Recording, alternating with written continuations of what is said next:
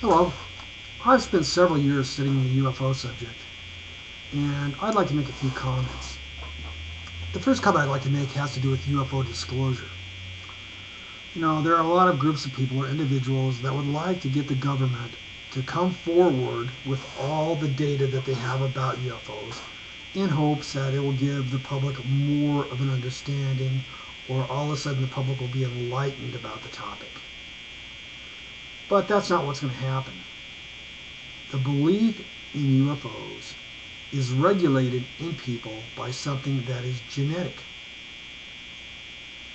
There are genetic boundaries on what people think and how they think, and this also has something to do with why people are sane or insane. So, if the government told us everything they ever knew about UFOs, it won't convince the public.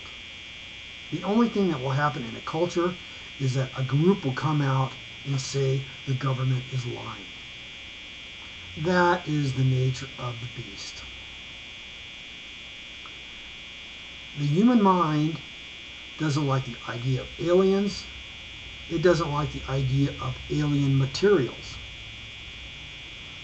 If you present a bunch of alien materials to a group of people, the majority are going to say, those materials came from right here on Earth.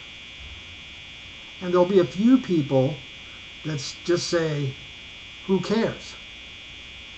But in truth, most people simply don't like the idea. They don't like the idea of aliens. They don't like the idea of alien materials. And basically, they reject the topic out of hand. And what I'm saying is that is regulated by human genetics.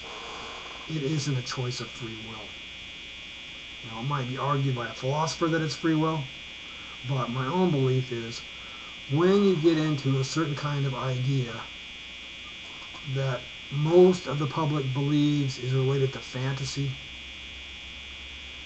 that those kinds of thoughts and those kinds of ideas are to some extent controlled, and they are controlled by human sanity in general. So what I'm saying is,